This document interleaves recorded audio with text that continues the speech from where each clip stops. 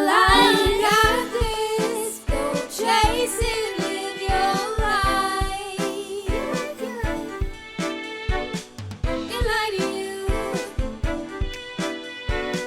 Let the light shine through. Enlighten you. Just see it through. I'm Melissa Thrasher. And I'm Lolita Cummings. Welcome to Season 2 of Enlighten U, Eastern Michigan University's podcast for students. We are excited to return for another year of mental health topics that matter most to you. Thank you for watching and thank you for welcoming us back. We also want to extend our gratitude to EMU's president, Dr. James Smith, for being committed to this fight to improve your mental health. Oh my gosh, he really does care. So thank you so much, Dr. Smith, for your continued support. You know, it feels great to be back and be back on set after our summer hiatus. And we hope you had your best summer yet and another successful academic year is ahead. And when I say successful, I mean for every area of your life, especially for your mental health. Today, we are beginning the new academic year with a topic that affects us all at one time or another. It is fear of failure. So joining us to help us delve deeper is Jahnavi Rambus, a senior majoring in communication, media, and theater arts, and minoring in public relations. You may have seen him on stage as he regularly participates in productions here at EMU. We also have Dr. Aesha Mustafa, our resident mental health expert, a licensed clinical therapist, and an assistant professor in EMU's Department of Leadership and Counseling. Jahnavi and Aesha, welcome to Enlighten U. Jahnavi and Aesha, welcome back for season 2. Thank you. Yeah. Yay. So excited. I'm going to ask the first question. I'm going to ask it of you, Jahnavi. But for all of you, though, let me just give you a little bit of background about why we're doing this particular show. I love TED Talks. That's my confession. And so for the final assignment in one of my public relations classes, which you'll be taking soon, I have the students research their favorite TED Talks. And then there's a writing assignment attached to it. But then at the end, the last final class, everyone shows a 3 to 5 minute clip of their TED Talk. And in April, when we ended the winter semester, one of the students' TED Talks was on fear of failure. And right then I stopped and I asked, how many of you in the class have a fear of failure? And every student raised their hand. And at that time, I was like, you know what?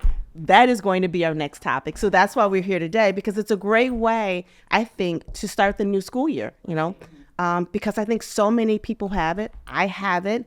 And Aesha, I know, is going to give us some amazing tips on how we can all deal with it. But before we get to that, Jahnavi, can you tell us some experiences that you've had with fear of failure that you think have been, you know, somehow disruptive to your life? Absolutely. So I'm not proud of this fact. Every winter semester, I've made it a habit to drop a class. And it started obviously my freshman year. We had just come back from winter break.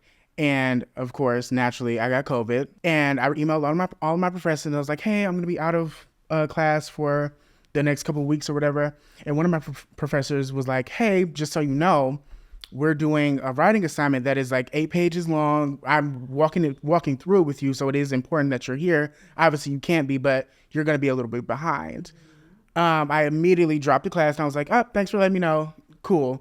But it was that like started that, because I was like, I can't be behind. I can't potentially fail this. And even last semester, I was taking advanced public speaking online.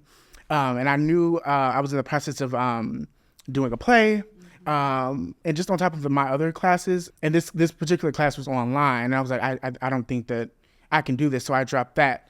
But that has affected me because now I'm needing to take an extra semester, because I would have been graduating in this upcoming April, and now I'm graduating in December.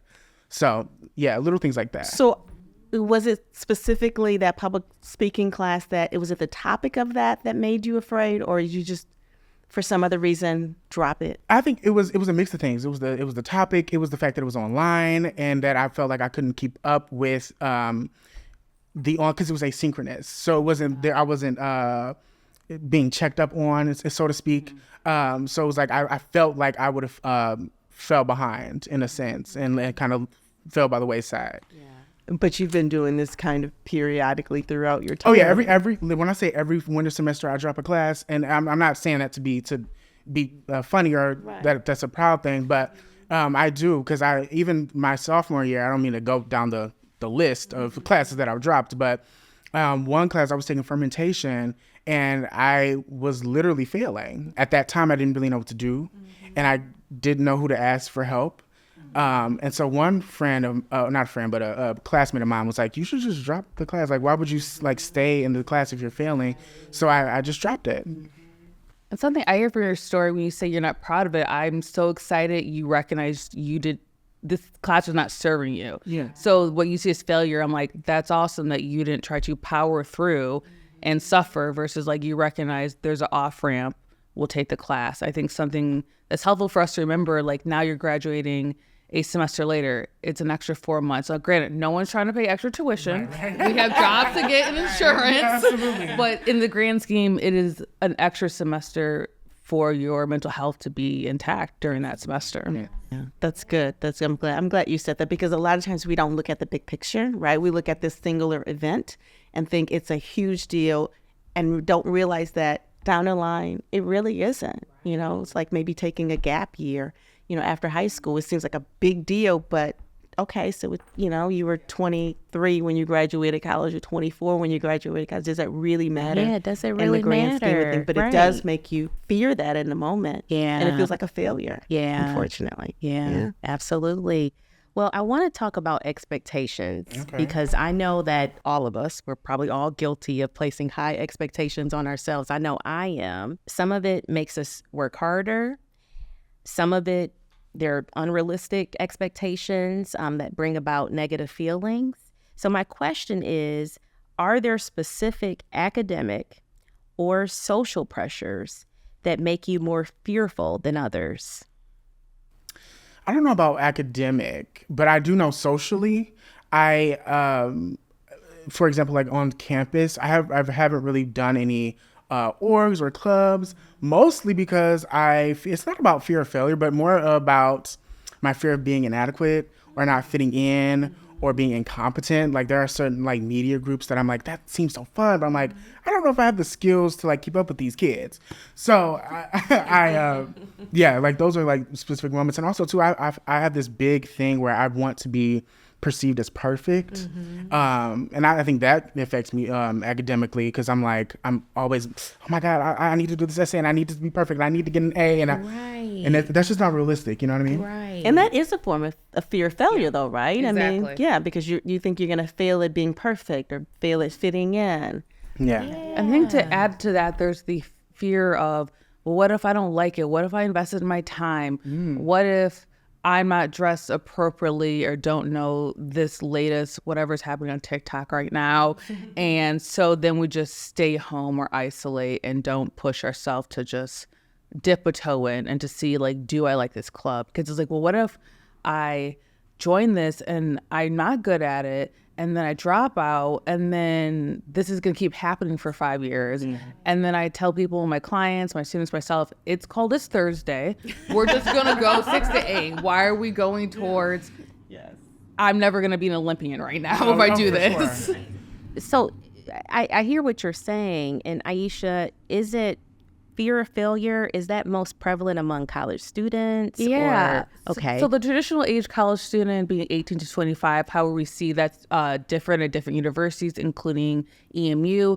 It's the time when we're coming to ourselves, our identity. There's a lot of student development theories out there. And one of it is like finding out who you are. So when you begin to separate, move away from your family, your community, even if you're still local, it's who am I as myself. And so this fear of like, there's all this newness and shiny toys, but beforehand it was told you had to play an instrument by your family. You have to take math each semester because that's what the state of Michigan tells you to do. And so now is you get to make these choices of what if you make the wrong choice? Because the thought of like, well, I'm going to college, I have a lot of school debt, or the scholarship says I need this GPA, or my parents or whoever are paying. So what if I mess it up? And it's called, again, it's Thursday. It's okay. It's okay to just see if you like the class. You know, I encourage students to know the drop ed deadline so you know what the off ramp is. We don't have to decide this date how our whole semester is going to look, but just playing around with, I think I like the schedule, but let's see how the feel of the instructor is. You know, I taught in the leadership and counseling department, a graduate class on law of higher ed that's required. And a lot of them are nervous because like, I got to learn all these laws. And I'm like, I'm not a lawyer. That's not what we're going to be doing here. Is where, how does legal decisions impact our work as student affairs? So thinking about the election coming up and how does that mean for us working with students about how to handle our own biases, polling, voting. You don't need to know about how far you can put up a vote for whatever sign to your office door. Like, that's not what we're talking about here. Right. It's more about supporting yourself and your students. How do we stop from letting that overtake us?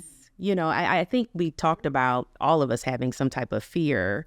And I know with me, if I have a presentation or something coming up, I get anxiety. I'm hoping that it's over in 5 minutes, you know, but I feel good at the end because I know I gave it my all. But how do we stop it from overtaking our lives? Is there any tips that we can look at? I have some, but do you want to go? I was just going to say that for me, because I do have anxiety. So I experienced that feeling of like, especially for like presentations or whatever. I just remember to myself that nobody's going to remember this. Like literally, and nobody cares.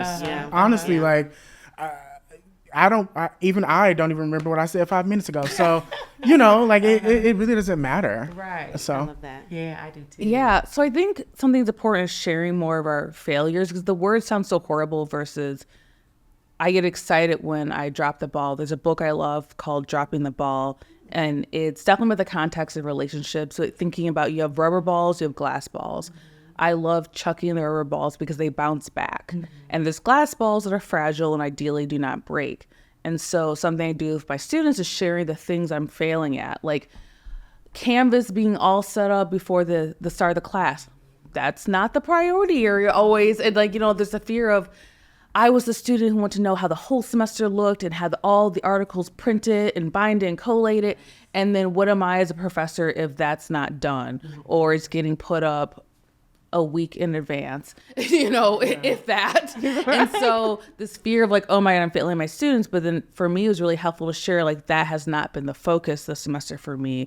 But you want to talk about your mental health, getting really good feedback, that is a focus. And so for them to see someone sharing that, it also kind of made me proud, like, I'm a real faculty member now because I am behind on setting up a Canvas. Like, that is what we do. I mean, like, that also made me think about too, like, yes, think about like the things that you are failing at and that being okay with that, but also thinking about the things that you've succeeded at and accomplished, like getting promoted at work, or getting a new job, or making my bed this morning and eating breakfast and going on a walk. Yes, like, girl, I had my water today. Yes, all of that. You know, think about the successes because you are successful. Right, exactly. You know, you said something I think is interesting, that you suffer from anxiety. You have anxiety from time to time. And I think a lot of students suffer from depression and anxiety, a lot of us. Aisha, is there a correlation between the two, anxiety and fear of failure, that makes it even more severe? So we all have anxiety. It's when does it become clinically significant where it's impairing our functioning. So it's not should I go up to that org and talk about joining? And then we do it. It's having a full dialogue of how this could be horrible, and then thinking about how it will be horrible next week, and then we don't do it. And there's like this internal shame that happens in the spiral. And then this narrative we share with ourselves. And so taking these small steps of, what if you just said hi to the table? When do you meet? Because it may be you can't even make the meeting. So like that is going to shift the conversation. So I think that's always a great example of how can we take the tiny little steps to reduce the anxiety. That's good. That's good. This whole conversation reminds me of Sarah Blakely. She's the youngest self-made billionaire. She's the creator and owner of Spanx, that, that's Q's company. And she often talks about her kitchen table conversations with her dad, where she would come in and he would ask her, what did you fail at today? Not what you succeeded at today, not what you tried, but what did you fail at today? And she credits that with a lot of her success, because it took away the fear that, there was going to be some shame or some stigma or something that she wasn't wildly successful at. And I think it's wonderful. First of all, Aesha, do you think it's a good idea? And if so, and I think most of us do, but if so, how do we retrain our brains? Because so many of us, I was as growing up, and I still have a fear of failure. How do I and the rest of us retrain our brains to say, okay, well, you didn't succeed at this, but because you tried, then you succeeded. Because in her mind, the failure is not actually trying something. So how do we reprogram that? I loved hearing that, because I have a 3-month-old. By the time this airs, I think she's like 4.5. And so thinking about the conversations with her, even now, just helping her language develop, of like, what did mommy fail at today? So every night, my husband and I check in, like, what went well, what we're looking forward to. We also say this for our dog, who's 5. And adding is like, how do we fail? And getting excited about this, because we get nervous about the smallest of things of, well, I did the homework assignment, but I could have turned it in 2 days earlier. Right. So then my winter break would have started earlier. And it's like, we're always finding the little digs, and rather having the practice with a therapist, a friend, a mentor, of stopping yourself of, I turned the assignment in. And depending on the person, not even saying on time, because that starts to trigger like, well, I'm better if I do it on time. Like, yes, things are due. And then also it's okay to not have this metric of success. With students, there's often the assignment's due. Oh my God, I had to ask for extension, so I'm failing. With my students, I'm like, just ask, you're gonna get it. And like, as faculty, I'm not gonna be grading it that day anyways. Let's be honest with ourselves. And also reminding yourself, as students, our faculty are notoriously behind, asking for deadlines all the time. It's just that there's not as much as a hard deadline as there is students. And like, we want our students to succeed. And I don't want folks to have this pressure of, well, I was really hoping to get done by the weekend so I could be free this weekend. And this idea of like, I didn't stick to this timeline, but life happens. That's very true. So we have to remember to give ourselves that grace, and not even in our heads. I like when you said, not saying this paper was due, I got it in, but it was due a day before, just saying, I got it in, right? So focusing on those kinds of successes, and not just being just lasered in on the part that you didn't get as you expected you would. And I like the whole, like, asking yourself, how did I just give myself grace today? Yeah. Like yesterday, I was like, I didn't play enough with my daughter. I didn't read and do the story time and the 20 minutes of tummy time to build neck strength. And then what if we're behind because she didn't do it today? And like, Aisha, it's Wednesday. And we did do things. While I played fetch with my dog, we were looking at the leaves, which she loves. Oh. And so thinking about like, okay, Aisha, give yourself grace. It is Wednesday afternoon. Like, it's okay. It's okay. Yeah. Do you ask that? Like, am I supposed to ask that question? Ask yourself that question when you feel like you may have this fear of failure. Exactly. I think it's a great way to ask, and also like a daily habit, maybe with like icebreakers of how do we give ourselves grace today, or with a partner, a friend, or journaling. Like, I don't think it has to be this huge setup. When I was going into, as they call it, the fourth trimester after you have a baby, is thinking about, okay, I need to build in this practice of how do I give myself grace, because I have the fear of not matching up to whatever metric of a parent I think I'm supposed to do. And that has been so helpful with having a very smooth transition and helping with maintaining, my anxiety, depression, PTSD, and that I give myself grace of there's ebbs and flows, and it's just Thursday. It's okay. I love it. I love it too. Yeah, I know. Me too. I listen to that. Yeah. So let's talk a little bit about mental health, Jahnavi. I know that you mentioned that you had anxiety because of fear of failure, but have you experienced any other things due to fear of failure, and has that prevented you from doing things that you need to do as a college student? Right. I think it's more about my mental health impacting my fear of failure more so, because I hopefully I can tell the story quickly. When I was in high school, Take your time. when I was in high school, I was in honors and AP courses. I was in a boatload of extracurriculars, and then I was dealing with things at home. So that caused me to fall into a depression, which then led to me failing 2 classes. So I talked to my counselors and I said, hey, like, I don't think I need to take this many like honors courses or whatever, because it's stressful. It's impacting me a little bit. And then I also dropped my extracurriculars. That did help me mentally. Right. I got my grades together, all that. But what then happened was I got comfortable not challenging myself.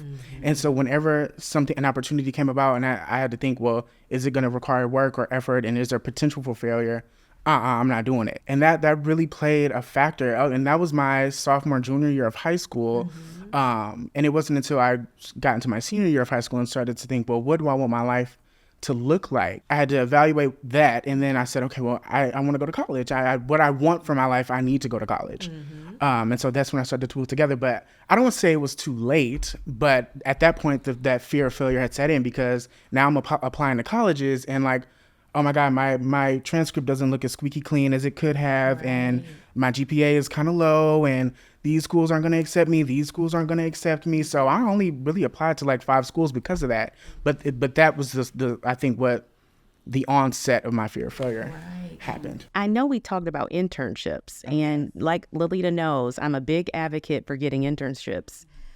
So I know that there are times when you said, oh my gosh, I can't find an internship, or something's preventing me from going after that internship. Yeah. Can we talk a little bit about that? What is that fear of failure for getting an internship for you? For me, it's like what I said earlier about that fear of being inadequate. I don't have the hands-on experience that some of my other peers do, and I suffer from that comparison, honey. Oh my gosh, because I'm like, oh, well, she's doing this and she's doing that and she got that, so that's how she got that, but that's not really. I can't compare because that's not my journey. Right, exactly. So, but yeah, as far as I've only gotten really close to one internship, and that was a whole thing. I remember I'd applied. They reached out to me and said, hey, let's do a phone interview. I said, great. I did the phone. I had prepared. I looked up their mission statement. I thought I was doing the thing. You did. And I did, because I get on the phone and I slam it. Then they said, okay, come in next week to do an in-person interview. And I said, okay, great. A week goes by. I'm super busy. I didn't have time to prepare. I get in there and I fumble and I leave devastated. But then I instead of sulking, because that's what I would usually do, I said, well, what can I learn from this? What can I take from this? And I learned so much. I learned what a cover letter was. I learned what key terms to put on my resume. I learned what questions these interviewers are going to be asking me in these interviews. I learned things about myself as well. Like I learned that I'm a good writer, which is what got me the initial interview. I learned that when I am prepared and confident, I can sell anybody on this experience. You know what I mean? So you found the good in that situation. Yes, I found the good in that. Yeah. Right. So, yeah. That's good. Yeah. That's good. So, Aesha, listening to the story, what kind of tools would you give students that are in that predicament from getting an internship, something that they need? Yeah, and so it's hard when you're a student, even graduate students applying for faculty jobs, of like, they say interviewing is just practice. It's like, yes, but I have bills, I have dogs, insurance. I don't think we understand what the point of this is, but it really is truly practice to see what was helpful, because every job, sometimes they're hiring to fit someone who fits the culture. And how would you know that based on these things? It needs someone who's lively, who is a go-getter. But you can't just say those words in a cover letter. So you find out in person, I've learned later from a job, an interview goes well based on this place that they say, let's take a tour at the end. Or learning someone says, I really like that you introduced yourself to the receptionist and had a conversation. So you keep that in the back of your head. And you're constantly gaining these skills. I think also things to note, I'm losing my train of thought, but it's okay to fail in the moment, is that you're just going to keep learning about yourself and what are your strengths. You recognize writing is a skill set. And even if something else is lower, verbal skills aren't as good, that doesn't mean that's a bad thing. You're recognizing your strengths. And it may be also okay, let's practice with the verbal skills and checking out UACDC about how to prep for interviews, because every sector is different, and then also there's changing things in the environment. Like I'm learning from folks who've gone in tech, like you don't wear a suit to a tech interview in the Bay Area because they think you don't fit the culture. But if you talk to your parent, they're like, how dare you not wear a suit? And it's just like, I don't think we understand the different cultures. Yes. And so you wouldn't know that until you practice. And so being open to, I just say, show up as yourself. Exactly. Be authentic. I like that. You Yeah. know, one of the things that you said was about culture and family. And I'm always wondering about the why behind a lot of this. So why do we have this fear of failure? Does it come from the culture? Does it come from the family? Does it come from society? Where does this come from? And maybe that can help us to kind of figure that out and why that is important to us and how we can get rid of it or at least lessen it. Yeah, I think culture, nationality of what it means to have stability looks different. So for some families, it looks like having a stable job, meaning like for the time we will always need nurses, teachers, doctors. And so that's because maybe the family had issues with money or journalism stopped all of a sudden and dad, mom, whoever lost the editor job. And so there's this nervousness of you have to have stability. Who cares if you like the job? And particularly with millennials, Gen Z, it's like, I would like to find joy at work. This novel concept that not all older family members understand. And so figure out what strives you to be in that area. Because I'm a huge proponent for finding passion in your work, but also as a colleague of mine said, passion does not pay the bills. And so figuring out what that middle ground is. I experienced something very similar that recently, and it wasn't fear of my failure. It was fear of my son's failure because he right out of college, he was hired for a big finance job in New York City. And so he lived in Manhattan and worked in finance. And then he moved to Toronto and he has this big job in finance. And then last year he stopped working. And my generation, you talk about generations, my generation says you don't quit a job until you have a job, right? Right. And so you feel good about leaving. Right, exactly. But that's not what the mindset is today, you know, because there was no joy in that position for him.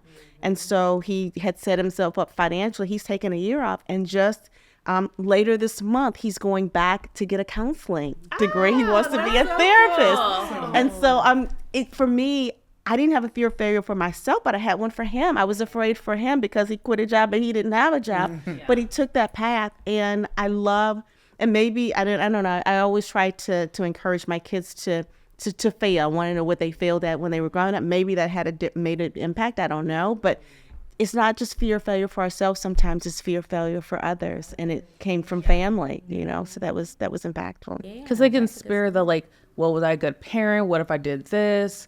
You know, even with folks who graduate, I've known folks who've had graduate PhDs, but they're like, I got it in the wrong field because society changed. And now having a PhD in this is like, I should have gone to tech 20 years ago. And it's like, well, tech wasn't what it was today, and you don't like tech. So like, you know, like it's a hard thing. And like understanding you can have degrees that may have more soft skills, and like having a plan for that, but like go for the art history degree, go for art. That's okay. You don't have to have the STEM or very stable with teaching kind of careers. That's true. And sometimes, even though it's your passion and you think, oh, this is not going to pay anything, sometimes you can figure out a way to monetize it or get a side job, you know, get a side hustle or something to kind of compensate for that. But I do think a lot of it comes from family, comes from society, and different cultures. Different cultures have different expectations. And if we can figure out why we have this fear, I think maybe sometimes we can get down to the bottom of it and then try and find solutions for it, workarounds for it. I think like what Jahnavi said too, peer pressure. You're always comparing yourself to the next person, and you have to learn to stay in your lane and stop comparing, right? Yeah, so you had some good words to say around that. So let's talk about the education system a little bit and what professors can do to help students who have this fear of failure. What kind of words of advice can you give, or even what signs can professors look for when students are struggling? Nice. So I think for professors, one of it is showing how they are failing and apologizing. And you can apologize in a way of, hey, I said I was going to post the grades by today, but I didn't. And just, hey, I'm showing how I'm struggling with that too. Just want to let you know. So like this modeling behavior of someone in a position of power that like they're admitting their flaws. They didn't make it a big deal. It's, I'm sorry I did that. With students, professors can look at, are they coming in to talk about how they missed one point a lot, still got an A, still on track to get an A in the course? Are they asking about extra credit? Are they nitpicking small things when you as a professor feel like the assignment was more about development and they're bothered by your comment to insert more commas or something that's like very insignificant? Are they constantly asking, am I doing this right? But again, the project is something that's like explore. So I've had students who are like, can I get templates of past assignments so I can see that I'm on the right track? And particularly in grad school, that's less often used because we want you to develop professional skills. And so depending on the class, the track, if you're moving to grad school, it just looks different. And so students who very much want to know, how am I doing? How am I doing? And like, yes, we need A's, B's, etc. to get jobs, but if they're constantly checking in with you to monitor their learning versus assessing for themselves, how are they doing? Right. That's good. So should they then say, trust yourself? Would you say a professor should respond that way when they're seeing some of those signs? It's tough because validating that they are concerned and a professor saying, don't worry about your grade is not helpful. Like, thank you, I will still be worried. But I think having it's set up from the beginning that we're focusing on learning and acknowledging, like, yeah, that's really scary when I tell my students, like, don't worry about your grade. And I also will say, I know you're going to worry because I would have worried. And you don't know me to say this, but assessing learning, like I'm comfortable saying, like, I have no problem giving A's. I want to see you progress as a student. Yep. And granted, I'm in a graduate program teaching, so it's a little different. At the end of the semester, I always have them reflect on what went well for them, how they use this class moving forward, what would they offer to other students, and also what could they have done better. And I really appreciate when they're like, I could have came more prepared with the readings. And so it's not a failure. It's just assessing, like, what do I need to move forward? Right. I think something I'll do in the future is having conversations with them, ideally verbally, not just be responding in the paper about, like, this wasn't a failure. You recognize you had a heavy course load. And I like when they say, in the future, I'm going to recognize that wasn't a great thing for me. Mm-hmm. Or, I work with students trying to be student affairs professionals, so your advisors, type like that, of them saying, I realized my last semester I shouldn't have had a heavy load, a course load, a lot of reading because I'm applying for jobs. Mm-hmm. Take that back to your students you work with, your peers, and tell them. And so not just learning for yourself, but sharing that knowledge with others. I like that. Yeah, that's good. How do we know, and this is a question for both of you, probably you first, Jahnavi, but how do we know when the fear of failure, the level that we have, is a problem? Because I'm assuming that we all have some level of it, right? But how do, for example, Jahnavi, how do you know when it's unhealthy? It's really unhealthy for you, because maybe sometimes it could fuel us. I don't know, and then other times it's debilitating. How do we know? I think for me, it is hard to decipher, but I don't know. I think when I compare to other things that I have done, like I said, I think about my successes and I say, well, I've done this before. Mm-hmm. And like even when I was telling you earlier about my failing the classes and dropping them, I'm not the kind of student that I would let myself fall by the wayside. So how come I couldn't have done well in this class? You know what I mean? So those are moments where it was a little bit debilitating, where it was kind of like taking over, that my fear of failure was taking over my mind. Mm-hmm. Mm-hmm. But you had the presence to know that. That's good, right? Yeah. And then to self-correct. Absolutely. Good. I try to be self-aware. Good. Is there a healthy balance? I mean, is there a line like danger, or this is okay? Yeah. I mean, having insight to how you respond to fear of failure. So knowing for myself, if I'm overly checking in with a mentor, my husband, how does this email look before I send it? Okay, let me read it 4 times before I send it. Like, what do you think? Like, it's just like they already said something, you keep on ruminating. And now it takes an hour long to send your professor an email, and they're going to hit you with a K as a response. You're like, cool. Okay. Oh, right. No period, just K. Yeah. And so recognize, like, are you taking too much time? Physical symptoms. Do you feel nausea, stomach issues? like tightness in your body. And that's when like we're moving over to the area like this isn't going well. It's very normal before speech to be nervous, but is it impacting your functioning and not help? You can't do your daily activities for a long period. That's good. I think also like I know about myself before I have a talk or whatever, I'm gonna be a little nervous. So like eating things that are easier, like eggs, applesauce, protein shakes is way easier for my stomach to just be like, okay, I always lose my appetite, but it's like I have to eat. So these things are easier, and just knowing yourself that like, oh, this is what happens every time. This is normal. You're fine. You survive. Yeah, yeah, I like that. Which makes me start to think, when is it time for you to just say, I'm ready. I need to take on this challenge. I need to forget about fear of failure because I'm going to succeed in this moment. How should you go about just overcoming that and moving toward that? It is hard. It's easy to say, but it's hard to do. Exactly. I have something on my mind right now where I said, oh my gosh, I'll let you know by Friday because I've been asked to sit on a panel. Yeah. And I know I have a lot of great things, to share with the audience.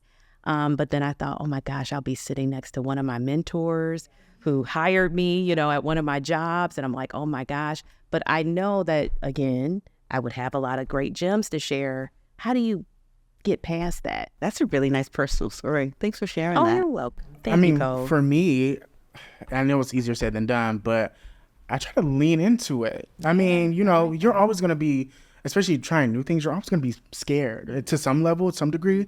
So just lean into it. And somebody told me the other day that like sometimes the things that we fear the most are some of the best like outcomes. You know what I mean? Because you have nothing to lose. Right. And those opportunities. So why not just lean into it, go full throttle, and if you fail and fall and stumble, just get back up. Yeah. I love that. Yeah.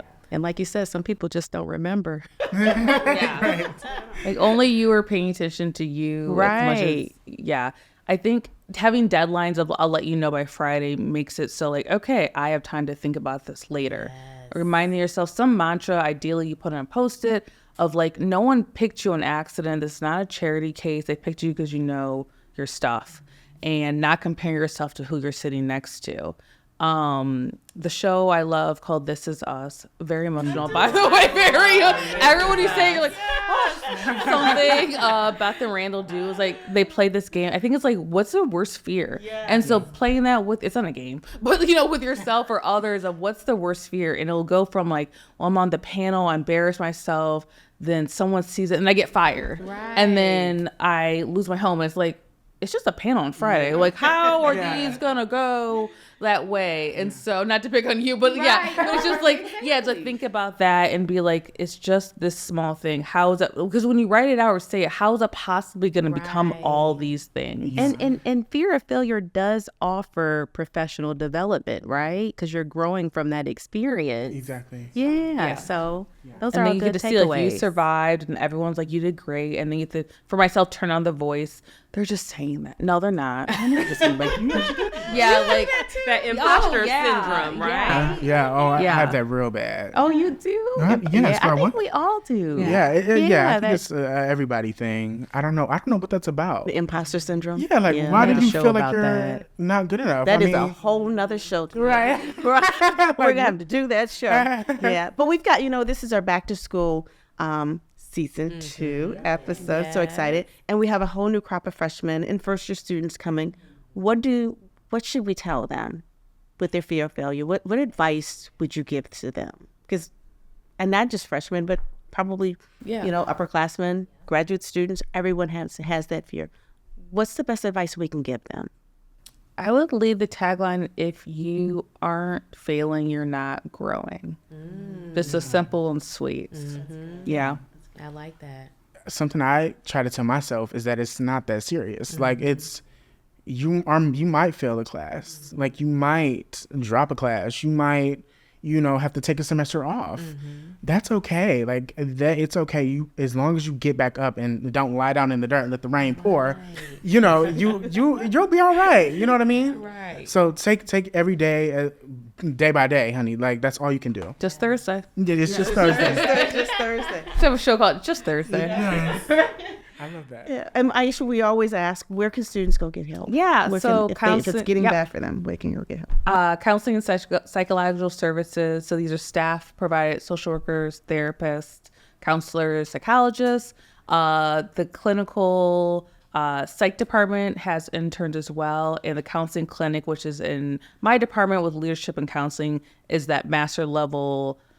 Counseling students are the one providing the services under the supervision of the counseling professors. Is a great way to also be working with folks who are students themselves that understand the fear of, what if I don't get this internship?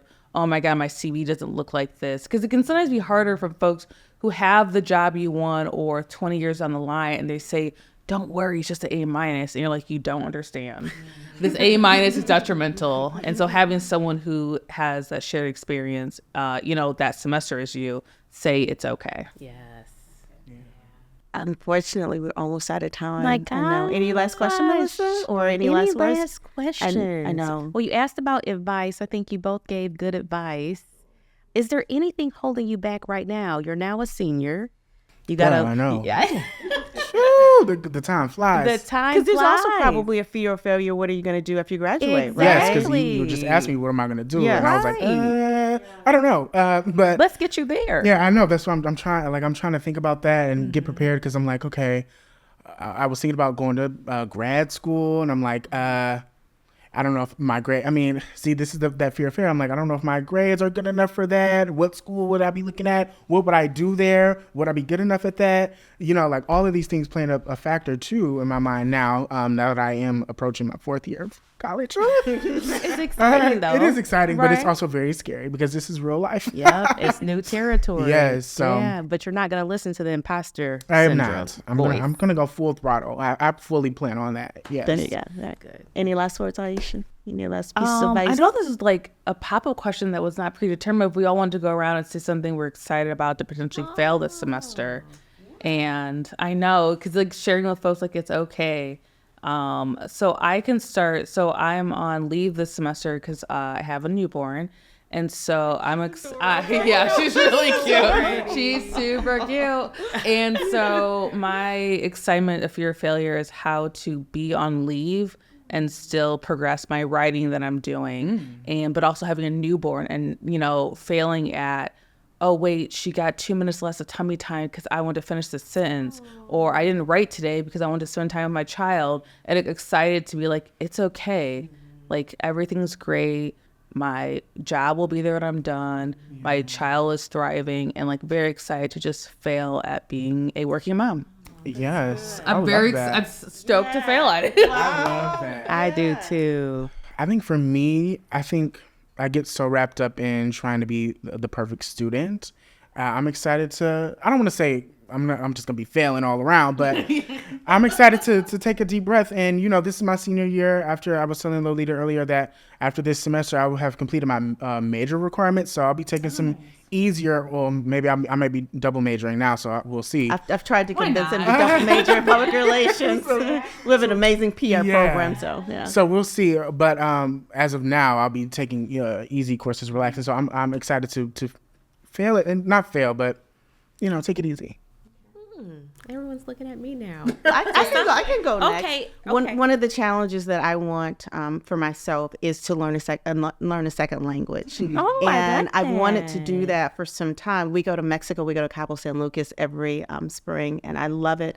And my daughter is fluent in Spanish, and I'm not. And every now and then I hear her say something to someone who's there about a gringo, and I know she's talking about me, and they're laughing at me, and I want to know what they say. But I have feared doing that for some years, and I'm going to try and take that on this year. So y'all pray for me, because I'm gonna try to learn. You got I'm it. gonna You come got here it. speaking some Espanol real soon, I hope. But Yes. that's what I'm afraid of, and I've not done it because I'm afraid that I won't be proficient in it, and that my accent won't be correct and my grammar won't be correct. But you guys are convincing me that it's worth a try, right? It's worth a try. Yeah, you could do it. Now that I said come back to me, it's like, oh, I have a few. But one that I do want to mention is that I think, I'm really excited about taking on new opportunities, professional development opportunities. I got past what I said earlier was a big presentation that I had a couple months ago. That went well. Of course, I've been asked to sit on another panel, but I do want to be able to share my gift with others. Yes. And I'll continue to do that with. And you are so proficient. Oh, and thank you. Melissa is a consummate professional. Okay. And I very, very strive bright to and be, very good. At and what I you do. want You the are. people around me to be. But sometimes it's hard because you want to be everything to everybody, right? So, Well, thank you all. Thank you for being so transparent and vulnerable, and for joining us for this back to school episode. Thank you so much. it was such a pleasure. So that's all we have for today. As always, it is our hope that the show truly has enlightened you and that it makes your life and your mental health better. Let me leave you with just one final maxim. It's something that I tried to remember when I was raising my own children, and now I want to share it with you. It says, good decisions come from experience, and experience comes from bad decisions. That means we all must make mistakes to be better, to be wiser, and to be smarter. Now go out and make some mistakes today. Y'all be good.